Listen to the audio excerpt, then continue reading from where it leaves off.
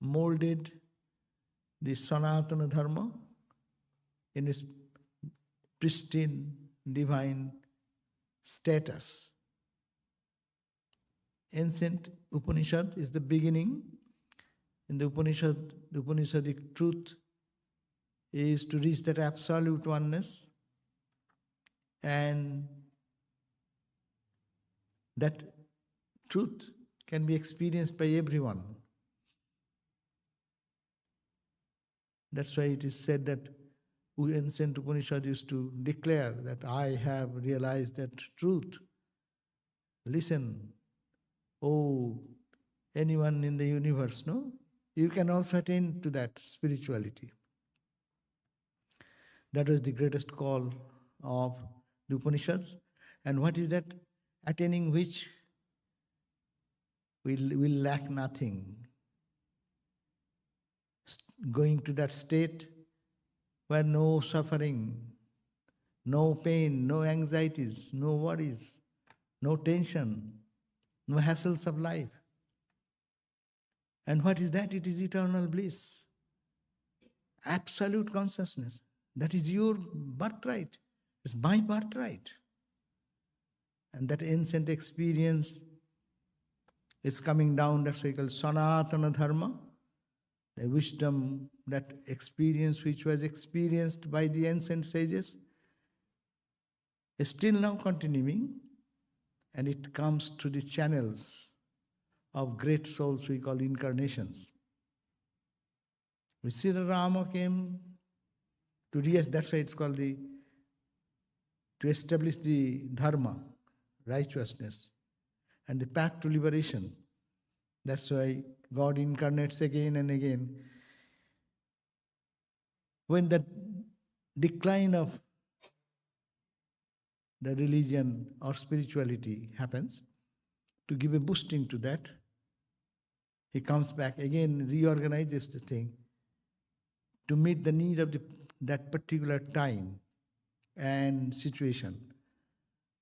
So the people of that time can connect themselves and can start their new spiritual journey again.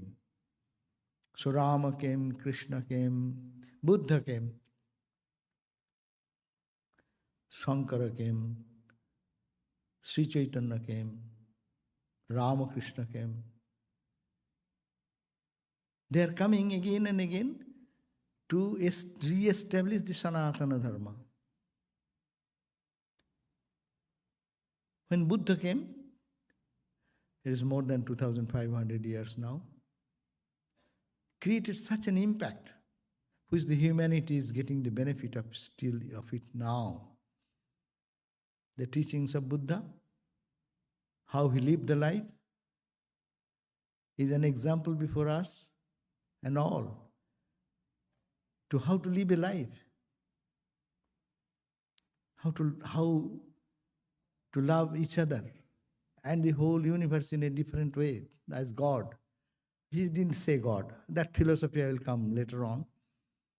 But he came in the history of such a historical period of time when India's Sanatana Dharma was understood wrongly and it took a little different turn. Vedas have two divisions. One is Karma Kanda, another is Jnana Kanda. One part is engaging everyone in rituals and performance of rituals and other things. And performing that, you can get all the jagnas performing perfectly. You can attain whatever you like by self-control. Jagna means you have to fast, you have to collect all these materials, you have to be totally focused in your spiritual practice or what the mantras to chant and everything.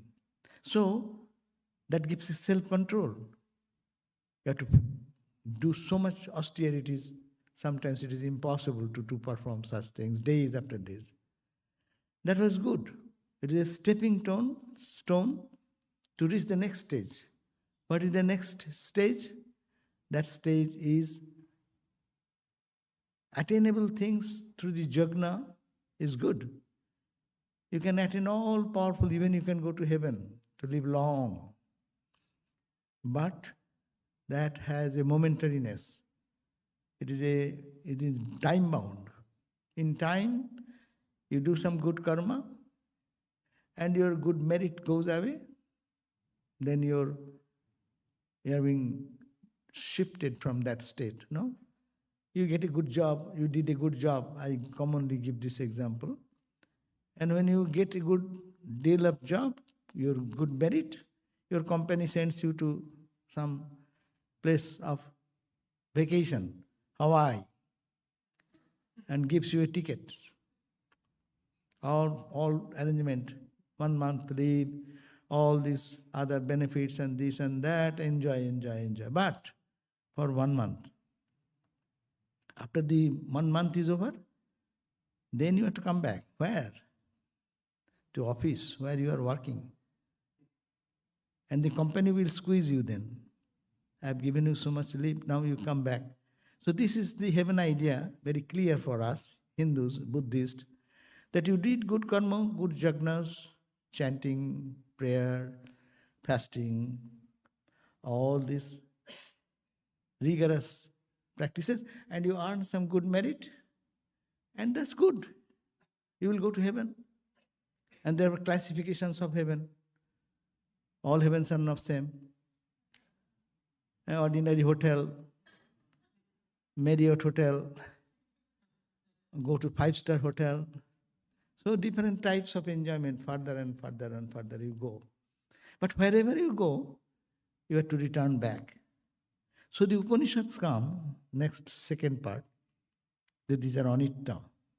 It is temporary nature. Whatever you attain, that will go. Whatever is not permanent, it will go. And you see, then focus on what is impermanent, not on that to the permanent. Asato ma sadgamaya. Lead me from unreal to the real. What is unreal? Unreal means is this moment it is there, next moment it is not there.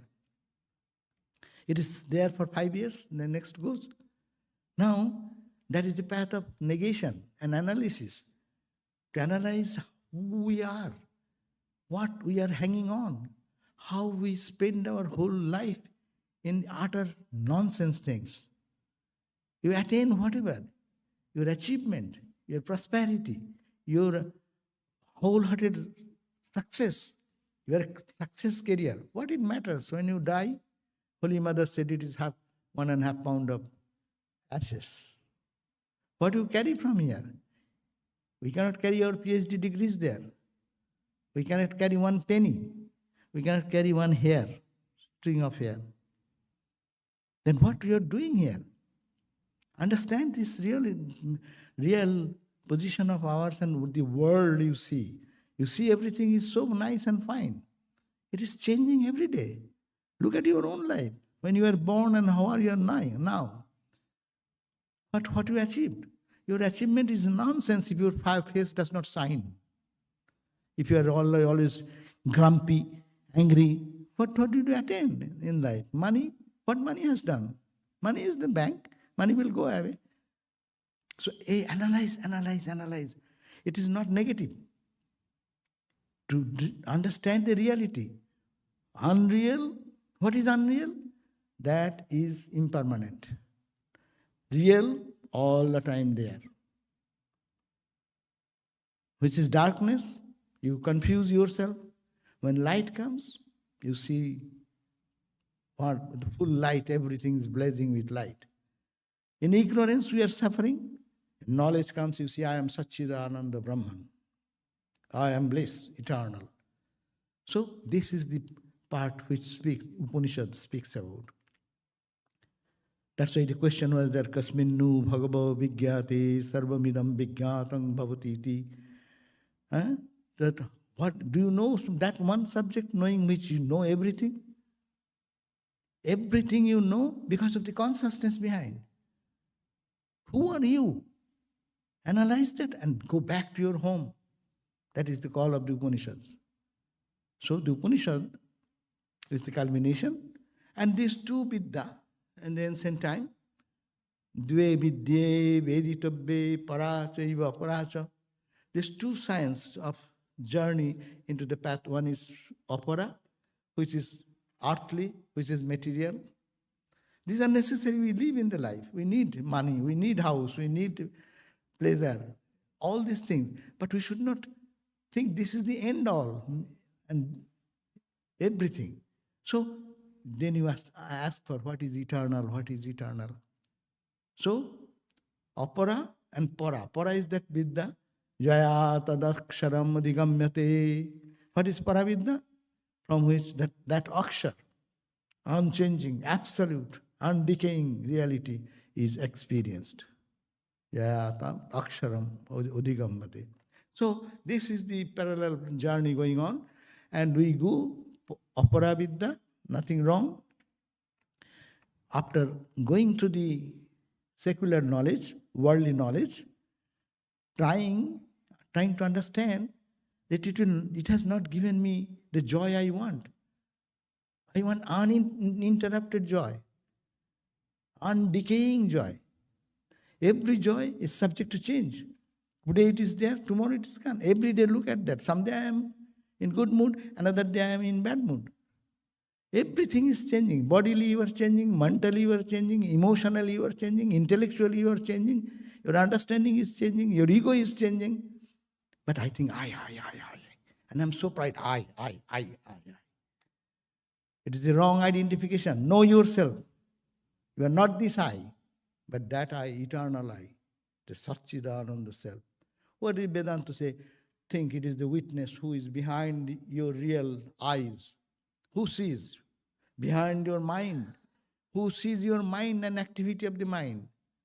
Who understands that, oh, my understanding was wrong, this is right, no? Who sees that? Go back to that seer, the indweller in the heart of all. That is the cosmic consciousness everywhere. And that, without knowing, we are identifying with this body and mind. And so this is the training of the ancient Upanishadic time. And people forget that. And that's why Buddha, when he came, the karma kanda, performing the yajna and ritual, and then for that you need some sacrifice. Sacrifice your ego. Who is here? Who is here to say, I sacrifice my ego? I should pamper my ego. I. No, that small ego. Cut that ego. But we cannot do that. So what we do? We bring some animal, chop the head. Actually, we have to cut the animal here, mentally. That's a symbolic thing we do, nothing wrong. But that became the major spirituality. Spirituality means yajna. Yajna means what? Kill the animals, no? And Buddha came with compassion, no? He saw the life. He was born as a prince in the most luxurious life. No suffering in life, no? But he suddenly found, we see the same life, but we don't get awakened. Our wisdom, our energy goes in wrong direction. We want to just, change the whole world, not change here. Buddha didn't do that. Buddha take a birth, born in the highest pleasurable environment, and then suddenly saw the things which we see every time, every day. Disease.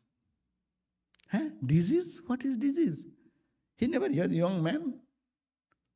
He didn't know what is disease. Saw a person with something happen. So that a person who is in disease and suffering from disease. He saw another day. What? Old age. Old age? I shall be old? Like that? My wife? My children? They will all, why old like that? That became a question to him. Death? Oh, I will die one day? That's a question. And he saw there is a bright, sparkling with joy and strength, one monk. Then it awakened in him the question, who am I? What am I doing here? But we will be attacked by this disease, death, suffering. So the suffering, all through the suffering, is there any way out? That is the serious question of Buddha. We should be, Buddha means we should have to think about that.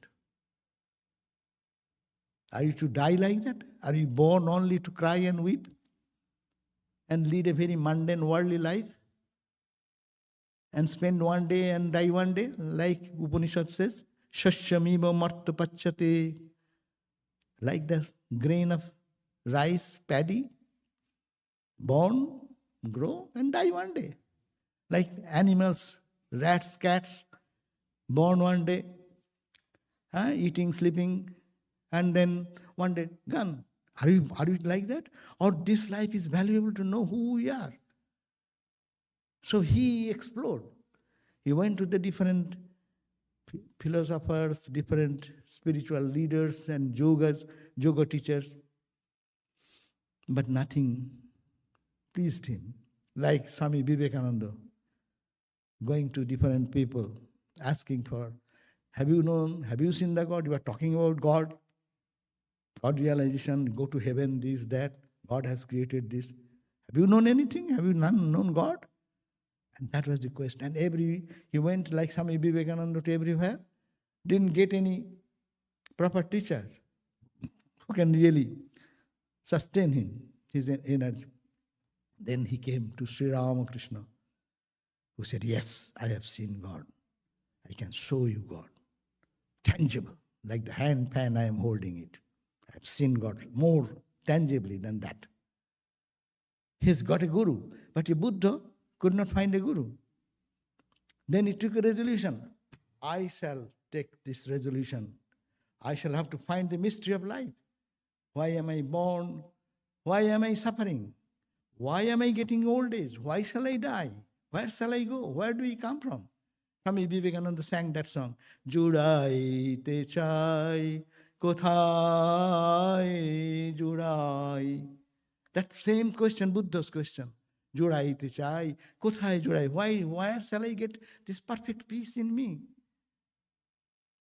Bare bare ashi, koto kadi hasi. Life after life, the same story of birth, death, suffering, misery, death, and again coming. There is no end of it? Will it continue like that?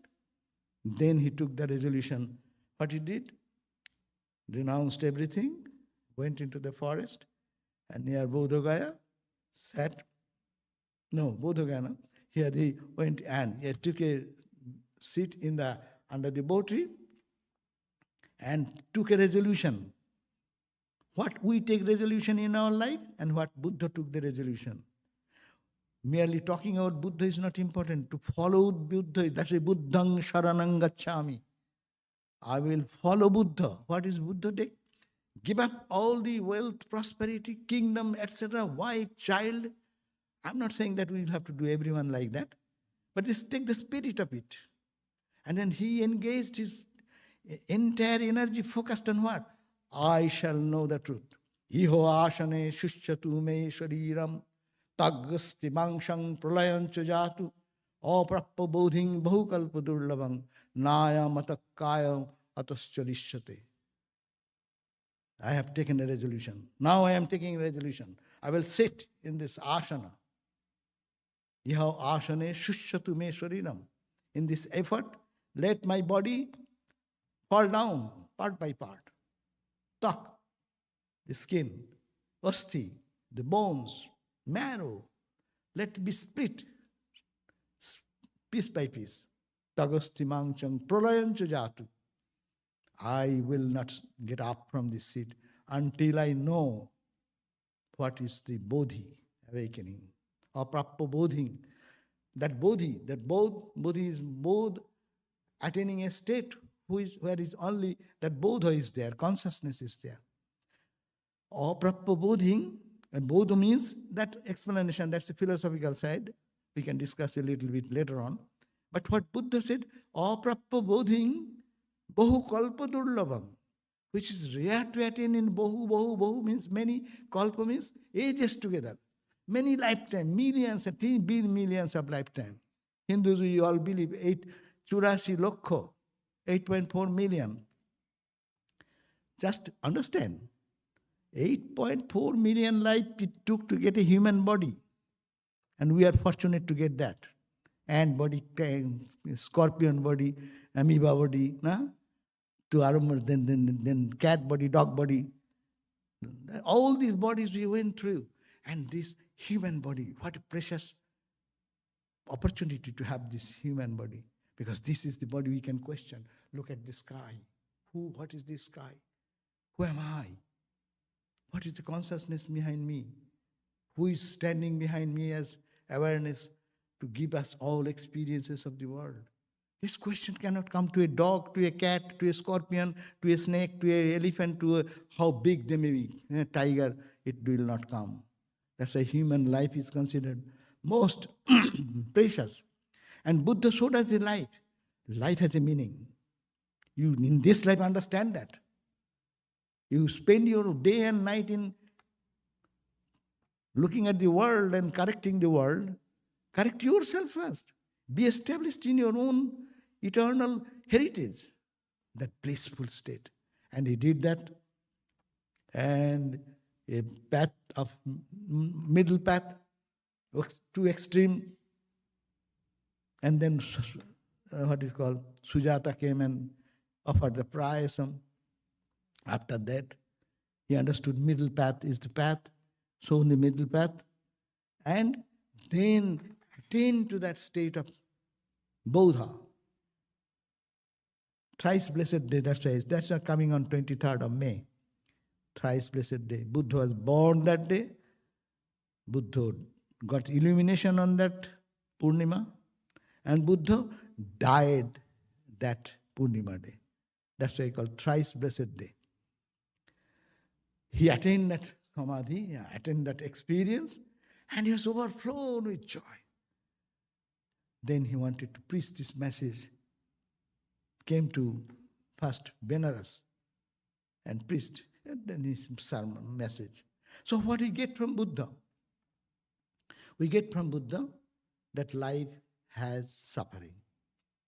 Dukkha is there. Dukkham, dukkham, dukkham. Sarvam dukkham. But dukkha is not the end. Dukkha is there, suffering is there. There is a cure to suffering. There is a way to go out of suffering. Cure. Some practices are there to reach that goal. And you can do it in your own life. So, these are the fundamental teaching, to accept life as it is, but not like a fool.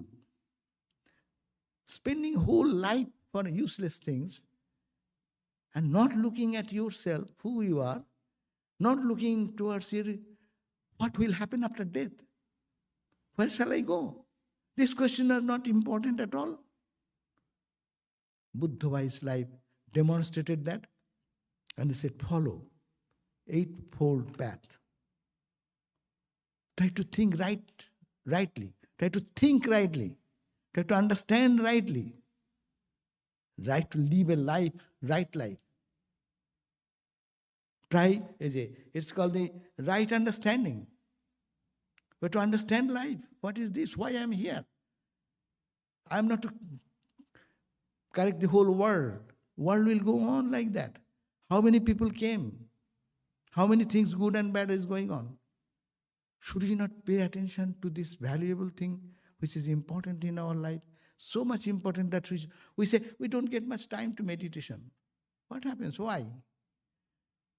Yes, other work is also there, but we should have to find this solution. We cannot be just blindfolded. Now, when we go, that's why he said, Tulsi tam jagame aaye, tu roye, जगह से ऐसा कर्म करना जब जाना तब तू हंसे जगत रोए. Understand? When we are born, every one of us, first sign of our life was what? The baby cries. If the baby does not cry, everyone is unhappy. That's entry into the world with the cry, tears. Swami Vivekananda, Heta Sukichomatiman, where you are born with the tears of your eyes, and you find eternal joy here. You want to correct the world, you want to do the world. Time is engaged in that, no time for here. Find out that problem. When you, Tulsidas said, when you are born, you cried, and everyone clapped the hand. We did the Sankar Dhuni. What a baby has born. Wonderful. But you do such work in whole life. Right understanding about life. Right action. Right thought. Do such action by when you leave the body, you will die with smile in face. And the whole world will cry, oh, we lost a Buddha. We lost a Shankara. We lost Ramakrishna. We lost Vivekananda. We lost Sri Chaitanya. You are a saint. You can be like that. Do such action. So that is what she said. Buddha said, so follow. High philosophy is good. It's necessary to kill some cobweb of our mind. More, how I live the life. So it is said, the Eightfold Path, he has suggested, you have right to think, right understanding. Then as the thing is, right understanding means, this world you see to be real. It is not real. Every split second it is changing, changing, changing. The body is changing, we know. Everyone go to bring your back when you are a child of 5 years, mom has kept a photograph of you. And see your face now. What is you? The baby you or this you? And today's you after 5 years or 2 months, it will be another. Which you? So this, don't think it is real. It is changing. In the unreal, in the sense it is changing. Therefore, understand everything is changing. Is there anything unchanging? Understand, our goal should be to reach that unchanging reality. What Upanishad says, Atman, Brahman, or whatever. Right type of thinking. Develop a noble qualities of life and don't cause harm to others. Very simple thing. Without the foundation of moral and ethical character, those who day and night tries to find fault with others. Holy Mother, what she said, try to find fault here. Jesus Christ said, when the lady was brought to stone to death, what Christ said? Okay, take the stone in your hand. First see who have not done any wrong thing in life. Take the stone first. There is so much to correct ourselves. And the whole world will be changed differently by seeing an example, not criticizing day and night. So he says, right thinking, the qualities of life do not cause to harm others. Right speech, abstain from idle talk, abstain from slander, abstain from harsh words, abstain from lying. The whole world goes on like that, no? People think, good people like you, people always think that, oh, that person is lying and how he's getting promotion. It's in the job, they get it. And who can make a show outside, they get position in the world and all these things. But I need not have to follow. They are not my ideal. There is ideal is Rama. Ideal is Krishna. Ideal is Ramakrishna. Ramakrishna's father, look at that. He had the courage, like, not big like Buddha, but he has to give up his ancestral home. In those days, ancestral home, today we see so many refugees. It has become common to us, that is a common thing. But to think of anyone, ancestral home for forefathers are lived, with taking all the Shivaling, Ramashila and other in that like that, and sitting under a tree, being driven away by the landlord. For what reason? But he did not agree to give a false witness in the court. Satta, truthfulness. So don't say such thing. Right action. Abstain from killing, stealing, and all misconducts. Right livelihood. Just live in such a way not to harm anyone. Your life should be a blessing to the world. So think that way and live a peaceful life. Right effort, self-discipline. Point all Hindu scriptures, Buddhist scriptures, more emphasis on subjective development, subjective control, subjective mastery. Have self-discipline to attain full control of the mind to avoid unwholesome mental state and thus develop a clear mental state. Right mindfulness, develop awareness of all actions of the body, what I am doing, what I am speaking, what I am avoid wrong actions. By that way, you can adjust your right mindfulness and right concentration. Put your concentration in the right place. So these are the very basic things. Buddha didn't talk about God. Buddha said, lead the life, drive the car with mindfulness, not hurting anyone, not hitting anyone. See, I'm giving the gross example in the freeway. There is some driver who will come just and then look at you forcefully and angry, He is doing harm to himself, and to you, person who is driving, your life is also getting endangered, no? So this is the way, but how a good person will live? Live a life. That's why when Buddha was dying, his chief disciple, Ananda, he was crying and weeping. How shall we live without you? Then Buddha said, Ananda, it is not the time to cry or tears in your eyes. Be a lamp unto you. There is a lamp inside. Be that lamp. Your light will shine forth in such a way that Rabindranath Tagore, I quote every time probably, পথের পথিক সেও দেখে যাবে মোর মুখভাবে তোমারও প্রতিমা, না? এই সংসার বাতায়ন পথে বসে রব যাবে আনমনা. I will be such a person. I need not have to give advice to anyone. I will sit in my corridor, unmindfully thinking. But looking at my face, people will understand the glory of the Lord, the beauty, the joy, the peace that radiates. So be a Buddha. That is, and Bodhisattva is a state, it is for everyone. Buddha's teaching says, the bliss of a religious life is attainable by everyone who walks in the Noble Eightfold Path. I say unto you, remain in your station of life and apply yourself with diligence to your enterprises. It is not life and wealth and power that enslave, but the clinging to life and the wealth and the power that binds.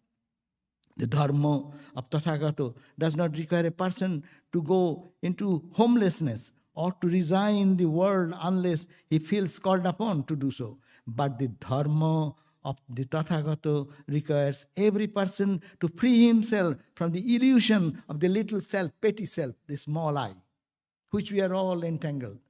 I means this. I understand. You understand? There's nothing. I understand more than you. That petty I takes the dominance. Go back to the big I. God's I, witness I, the conscious entity, Satchidananda entity, blissful state. So, illusion of the small self to cleanse the heart, to give up his thirst for pleasure and to lead a life of spirituality. So this is Buddha's teachings. And Buddha came in a time when the world was, India was flooded with this karmakanda. His life, he went to length and breadth of the whole country. By his leading his life, we need to lead a life, not words will do. Living, seeing him, people flocking around him to be a monk. That was good. In early days, and monk means detachment, monk means love for all, and spiritualizing, knowing the endeavor to know who am I. That was taken care of at the very beginning, good. And the whole India then became very much influenced by Buddhistic noble teaching of living noble thoughts. But as it happens in the history, anything good again gets amalgamated with other things, and decadence of the Buddhism came. And that time, the Buddhists became very logical person. How illogical? God is there, God is not there. So they're contradicting the Vedic wisdom, and it became a full, the whole country of Pandits, and they have no experience. They don't renounce themselves. Thakur said, they fly in the kite, in the high, the vultures. They fly in the high heaven. The mind remains in the carrion. So they are Pandits, but they are not realizing anything. So what? That's why they become only dry scholars. And then Sankara came. In between, again, the whole country forgot. The ancient Vedic religion was all stopped.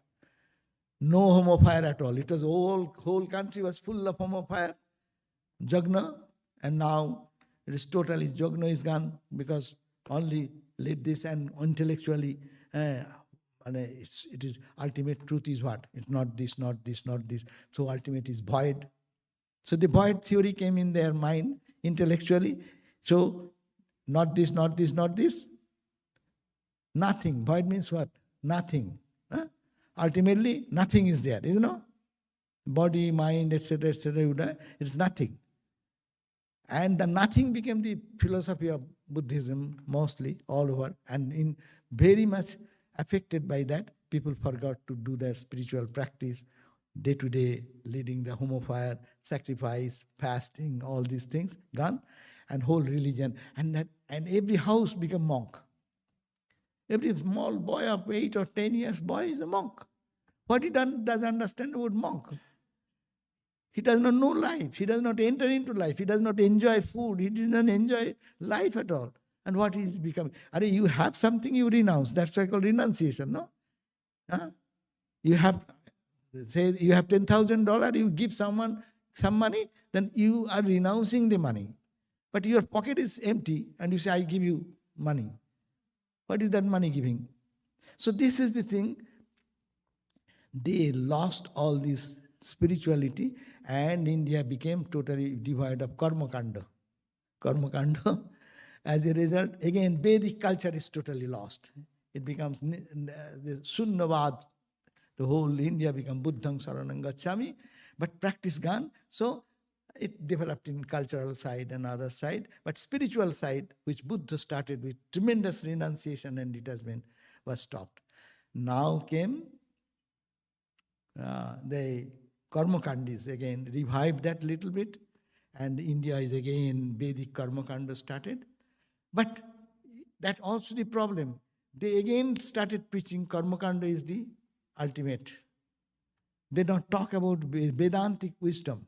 The Veda is Jnanakanda. He didn't mention that. So the whole India was either Buddhist or the Karmakandis. No one is going back to the ancient wisdom of Vedic religion, which is the foundation of the Vedanta, that you are divine. Infinite consciousness is permeates everywhere, and life's goal is to attain to that, and you become absolutely engaged in divine bliss. So Sankara then came, and Sankara, 8 years old boy, he became a monk. He was to die 8 years, but he got the life back by his guru, he attained illumination, and he was established in the highest wisdom.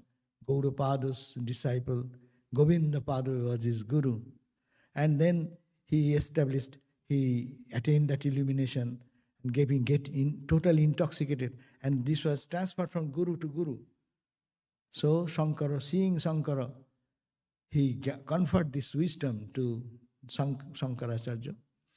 And then he ordered that you will get 8 years more lifespan. So you do the work, you write the commentaries on the Vedas, on the Brahma Sutras, and the Upanishads, etc. So Shankara did that job. First, intellectual stability. That's why in his commentary and Brahma Sutras you'll find, they are always fighting Karmakanda as also the Buddhistic philosophy of void theory. It is nothing, nothing, nothing. It is not nothing. It is that thing which cannot be spoken in the mouth. Buddha experienced that. Ramakrishna said, why Buddha will be atheist? Lead the gospel. What he realized he could not express in language. what Vedanta also says, ultimate truth is what? Avang manasa gocharam. Not this, but Shankaracharya says, Mano buddhi chitta ahankara ninaham nacha shrotra jubhe nacha grana netre. That's right. So it is not this body, not this mind, not these senses, not these five elements, not this sapta dhatu. The body is yet. It is not. But what is that? Ultimate void? Well, no. Ultimate is Chidananda Rupa Shivoham Shivoham. I am of the nature of Chit, Ananda. That is the ultimate. We don't want to get into voidness. Voidness means what? When you are void, your eyes will be blank. Is it not? But when you are full of joy, your eyes will sparkle. That's why Vedanta, what teaches, Shankara re-established that idea. You say, I am not the body. Don't get stuck into the body. I live in the body. I live in this house. But the house is not eternal. House will break one day. This body will break one day. Body become old. It is natural. But I am not the body. I am the indweller in the body, who is Satchidananda. Try to find that guy who is sitting inside. So Shankaracharya started preaching, and first he started writing the commentaries. And when it is done in Benares, then he was thinking that my work is done. And suddenly Vyasdev appeared one day, and challenged Shankara. And he is asking such intricate question. But in those days they don't ask, hey, who are you? What is your background? And then come for debate. No. You one Pandit sees another one, I challenge you. Your commentary is wrong. And then both of them started, Bhagavan Shankara and Shiva. So when they discussed, ultimately, the discussion went into such a subtle area. Every day it's going on deeper and deeper, and no one coming into a conclusion. Then his disciple, Shankara's disciple, said, can you ask who is this guy who is coming to discuss? And then next day when he came, then he asked him, and he appeared as Shankara Sakshat. And he appeared, and he bashed him, I am the Vyasa. I was testing you, and I approve that what the commentary you have written, that was the intention of my writing the Brahma Sutra. Brahma Sutra means in the form of aphorism. The whole philosophy of Vedanta is given in Brahma Sutra.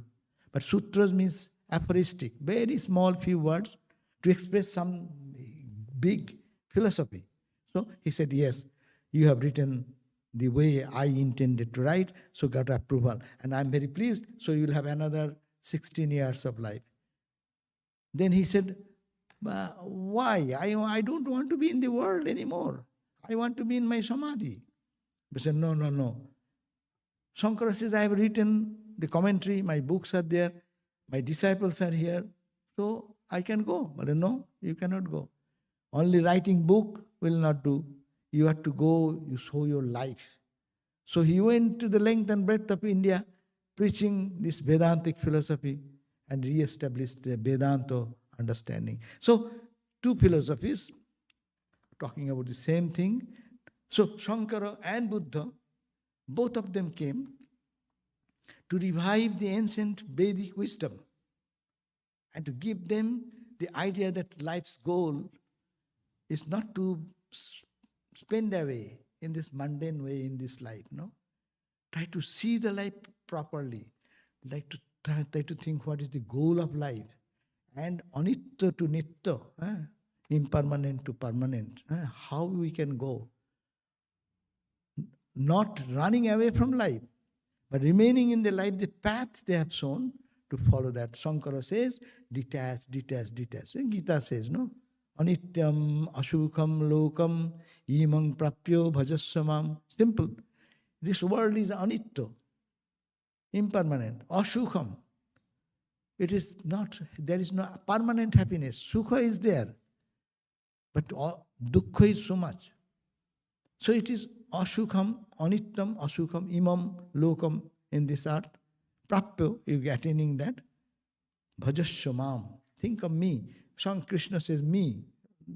But Krishna means, me means I am that ultimate reality. No? Also Gita says that. So Shankara wanted to represent this ancient wisdom, again revive the whole India with this Vedantic understanding. So these are the great souls who have saved India from the decadence of the either karmakanda or from nihilism or void theory to back into the point of realization.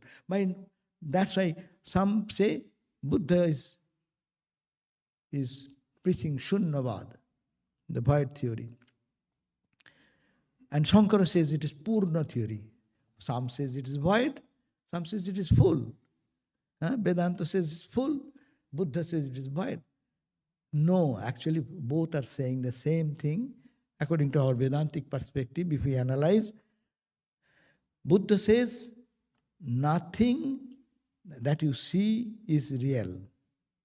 Not this, nothing, no thing. Bring any concept in your mind, that's a thing in your mind. That is also not there. Gross objective as you see, it is not there. Because when you are withdrawn from this consciousness, this world vanishes. Shankara says the same thing. When you go to deep sleep, dream, this whole world of reality goes vanished from you. Where goes this world? Your anxieties, worries, pain, suffering or happiness, whatever when you go to dream every night, this world vanishes. That world becomes real, subtle world. That world also goes away when you go to deep sleep. For you, that is gone. So, this is, again, you go to deep sleep and you feel I am very happy. But I do not know. I do not know. I slept yesterday so much that I did not know when you knocked my door or called upon me. So, this veil of ignorance being there, Vedanta says, you go from gross world to subtle world to causal world, and that ego remains at the end. Gross body, now everything is there, sense organs, hand, feet, everything. When you go to dream, this body does not work there. You create another body. Who creates? Your mind creates. So mental body, that's called subtle body. And the subtle body also goes away. It converges into last, I. I slept. That everyone says I. I slept. I means, what is that I? Not our this I. That I which observed the sleep. That's why we say, I slept. Without experience, you cannot describe it afterwards. Memory cannot be there without experience. When you are memorizing, who is saying I? I person is remaining all the time. Now I am saying I, it is there behind me. When you are dreaming, I dreamt last night one good dream, bad dream, violent dream or sweet dream. That there also I is there. And when I am sleeping, totally forgetful about this world or dream world, that time also I. That I is constant. That I is you, not this I. So this is the Shankara's one theory, avasthatraya vichar. 3 states of existence, waking, dream and sleep. Or you analyze, who are you? No, I am not the body, not the mind, not this, the 5 koshas. The Vedantic analysis. So Shankara put this way and take us to the core, which is the undying reality, which is Satchidananda reality. And Buddha also said, don't get attached in this world. These are all momentary, all temporary. Live detached, right living, right thinking. Your understanding will be clear then. Hinduism says, medha, nadi. You're pure, living a pure life. You're thinking rightly. You will be different personality. This body will be, it will old, it will die. But wisdom will be awakened in us. So, Buddha also said, is Shunya and Shankara also said, this world is not there. It is. Let us go to what the language of Swami Vivekananda. Language of Swami Vivekananda. Where is that? So Swami Vivekananda song I like very much. Rabindranath Tagore also have so many things, but I have no time more. Swami Vivekananda sang that song. What is that song? I sang many times. Nahi Surjo, Nahi Jyoti, Nahi Shashanko Sundaro, Bhashe Bhome Chayashamo, Chobi Visho Characharo. So he's saying that in this experience, Swami Vivekananda is writing a position that how, when experience comes, how this universe, how you feel. It is very rare to know about details. So what Swami Vivekananda says in modern age, both ideas we can punch together here. Buddhistic idea of Shunyavada and spiritual ideal of Vedanta. Meaning, both are talking about the same thing. Buddha, after experience, he was in ecstatic joy. Shankara also ecstatic joy. Ramakrishna also ecstatic joy. When Ramakrishna is going to Samadhi, look at the face. It is full of joy and bliss. No, it is not void. It is not vacant. And Swamiji is describing, Nahi Surjo, Nahi, there is no sun, no moon, Nahi Jyoti, Nahi Shashanko Sundar. This earth, it is not there. It is the Bhashe Bhome. In the space, it is floating. Thakur touched that first day, you see, what Noren felt, the whole world is going into the void somewhere. No? Bhashe Bhome. In the space, as if the sun, moon, stars, they are floating like that. Chaya Samo. Like a shadow. It is no real. But shadow idea is unreal, no? Chobi Bisho Chara Charo. A Bisho, like a chobi, like a painting. Charo, moving, and acharo, unmoving. Everything is like that. Chara Charo. And this Dhire, Sedhara, Dhire, Dhire. Gradually, that also vanished. Sedharao Baddho Holo Shunne Shunno Milailo. A Buddhistic idea. This whole universe. Sedharao, that flow which was appearing, this gross universe is gone. Second experience, it is like a shadow. Shadow is like, it is not real. No? And then that shadow idea is also gone. That means gross idea gone, subtle idea is gone. Siddharao Baddholo Shunne Shunno Milailo. This world was not there. Not to us, ignorant people, but to the illumined soul. That earth, this planet, what you see, Vedanta says it is illusion, it is Maya. It appears like that, but not so. But what is there? That's called Vivarta Bada, the philosophy of Sankara. It's something is there. You are understanding it to be something else. So he said, Sedharao Baddholo Shunne Shunno Milailo. Then what remains?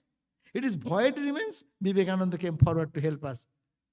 Abang Manasho Gocharam Bojhe Pran Bojhe Jar. And what happens then? Something is there I cannot say.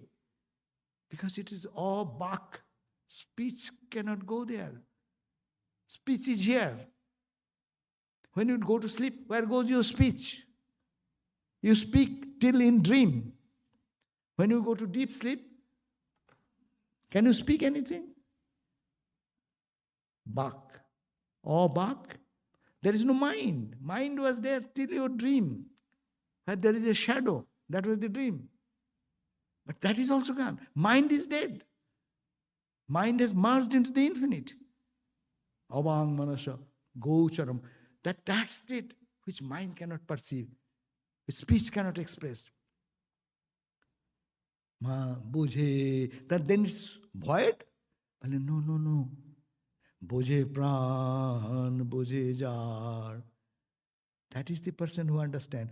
Go to Samadhi, Ramakrishna. He knows what is called that. Shunna or Purna, na? Vivekananda knows, Holy Mother knows. Because they have to go to in Samadhi. When they come back, they see the whole world filled with whom you are thinking good and bad. It is all God playing. Kako bando, kako nindo. Dono palla bhari. All is God. And in that state only Ramakrishna could say, the boy taking a, what you call, stick and got a grasshopper and putting in the body of the grasshopper. And Ramakrishna in other time will cry because they were suffering. That time he was in a different mood and he clapped the hands and danced. Oh Rama, you are creating your own trouble. You are in the boy. You are in the grasshopper.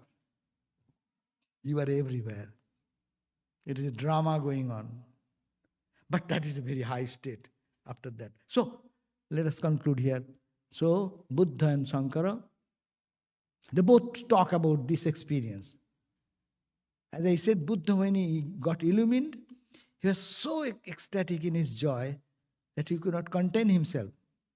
He remained in that state for 7 days, walking back and forth in Bodh Gaya. There is a pathway. It's called Buddha's path. No. So much joy, he does not know whom to talk. There is no person around. No, he was doing austerity and meditation, deep meditation. No. So he, and his last word, "Oh Ananda, be a lamp unto you." Lamp is negative or lamp is positive? So, no Atma Dipo Bhavo. Atma Dipo Bhavo. You have a lamp within, be that lamp. We have a lamp in us all to be that. In the Sankara way of moving, same principle of Vedanta, same principle, only spoken in different language. And our life should be blessed if we follow Buddhang Sharanang Gacchami. This Buddha. Buddha means not the person, but this experience. Buddham. Sangha. And the Sangha means the congregation of devotees and what we are now. We should nurture each other with this philosophy and imbibe that philosophy.